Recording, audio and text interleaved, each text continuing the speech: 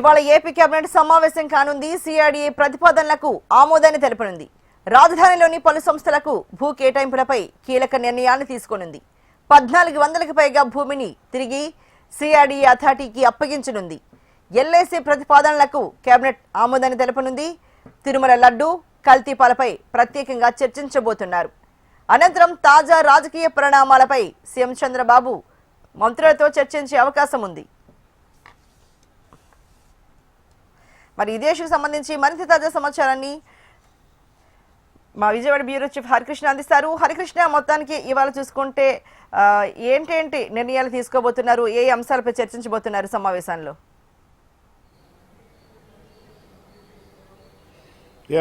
Thank you Archana and good morning. ముఖ్యంగా ఒకసారి చూసుకుంటే ఈరోజు రాష్ట్ర ముఖ్యమంత్రి చంద్రబాబు అధ్యక్షతన రాష్ట్ర సచివాలయంలో మధ్యాహ్నం కేబినెట్ భేటీ కాబోతున్నటువంటి పరిస్థితి అయితే ఉంది. ఇందులో కీలక అంశాలు అయితే ప్రస్తావనకు వస్తాయని చెప్పేసి కూడా తెలుస్తోంది.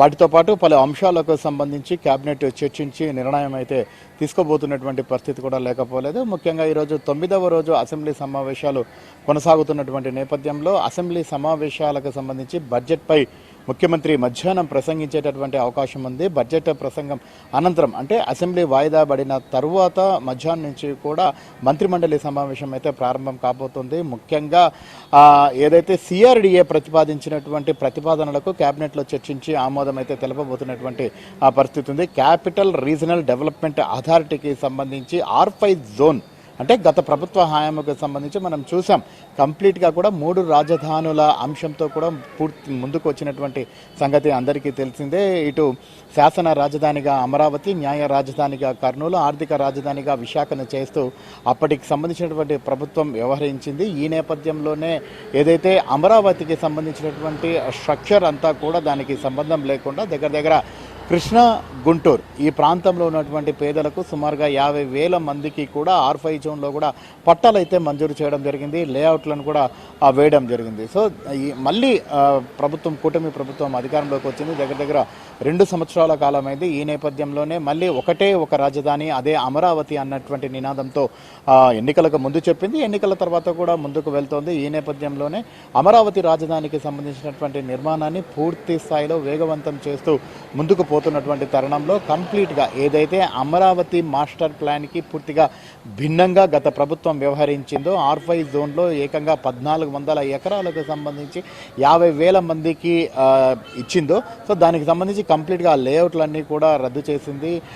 తిరిగి ఆ 14.02.58 ఎకర్స్ అనమాట కంప్లీట్గా ఆ స్థలాన్నంతా కూడా తిరిగి సిఆర్డీఏకి అప్పగిస్తూ సిఆర్డీఏలో నిర్ణయం అయితే తీసుకోవడం జరిగింది. దానికి సంబంధించి ఈరోజు క్యాబినెట్లో కంప్లీట్గా కూడా చర్చించి దానికి పూర్తిగా కూడా అథారిటీకి ఇచ్చేటటువంటి అవకాశం కూడా ఉంది.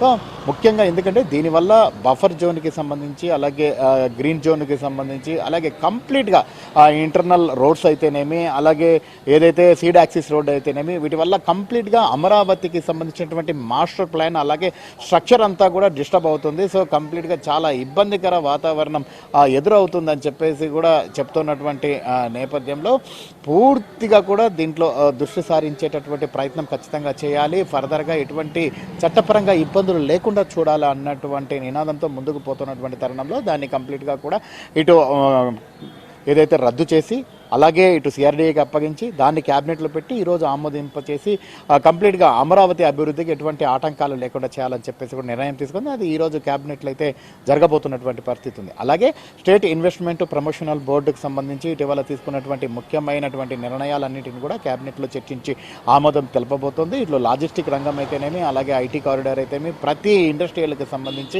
ఏదైతే నూతనంగా పరిశ్రమలు వచ్చి ఇటు ఉద్యోగ ఉపాధి అవకాశాలు పెంచేందుకు ఇక్కడ పెట్టుబడులు పెట్టేందుకు సిద్ధమవుతున్నాయి. సో ఆ పరిశ్రమల అన్నిటికీ కూడా కంప్లీట్గా స్థలాన్ని కూడా కేటాయించేటటువంటి పరిస్థితులను కూడా చర్చించి అనుమతి అయితే ఇవ్వబోతున్నటువంటి పరిస్థితి ఉంది. సో ముఖ్యంగా మనం చూస్తున్నాం గత వారం రోజుల నుంచి కూడా అసెంబ్లీ సమావేశాలు ప్రారంభమైనప్పటి నుంచి అంతకంటే ముందు నుంచి కూడా కంప్లీట్గా కూడా లడ్డు తిరుమల లడ్డూకు సంబంధించి కల్తీ జరిగింది.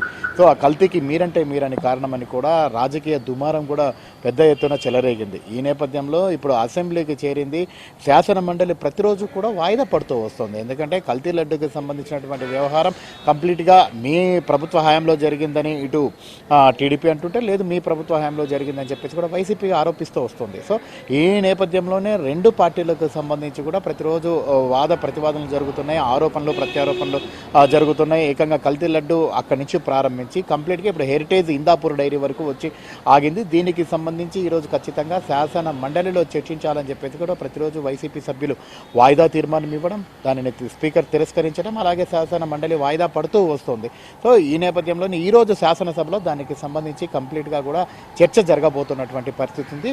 సో ఉదయం అయితే చర్చ జరుగుతుంది. అనంతరం కేబినెట్ సమావేశానికి సంబంధించి సమావేశం అయిపోయిన తర్వాత ప్రధానంగా సిఆర్డీఏ అలాగే ఎస్ఐపిబి సమావేశంలో తీసుకున్నటువంటి నిర్ణయాలకు ఆమోదం తెలిపిన తర్వాత ఏదైతే తాజా రాజకీయ పరిణామాలకు సంబంధించి ముఖ్యమంత్రి మంత్రి మండలితో అయితే మంత్రివర్గ సభ్యులతో అందరితో కూడా మాట్లాడేటటువంటి అవకాశం ఉంది. ప్రధానంగా కల్తీ లడ్డు వ్యవహారంతో పాటు ఇటీవల నిన్న మొన్న చూసాం, ఏకంగా రాజమహేంద్రవరంలో పాలకు సంబంధించి ఏది ఆరోగ్యం కలిగిస్తాయి, అలాగే కాల్షియం పెంచుతాయి, పూర్తిగా కూడా పాలు తాగితే ఆరోగ్యం వస్తుంది అన్న దాని నుంచి పోయి పాలు తాగితే మరణం వస్తుంది అన్నటువంటి పరిస్థితికి చేరినటువంటి నేపథ్యంలో కంప్లీట్గా కల్తీ పాలు ఏ రకంగా సప్లై చేశారు. ఇప్పుడు ల్యాబ్ టెస్ట్లో కూడా పూర్తిగా పాలలోనే కల్తీ ఉంది, దాని ద్వారానే ఈ జరిగింది మొత్తం అని చెప్పేసి కూడా ఒక నివేదిక కూడా వచ్చినటువంటి నేపథ్యంలో కంప్లీట్గా దానిపై పూర్తి స్థాయిలో దృష్టి సారించి ఫర్దర్గా ఎటువంటి యాక్షన్ తీసుకోవాలని చర్యలు తీసుకోవాలని చెప్పేసి. ఎందుకంటే ప్రస్తుతం ప్రతి ఒక్కరూ కూడా కల్తీకి కాదేది అనర్హం అన్న విధంలో తయారైపోయారు.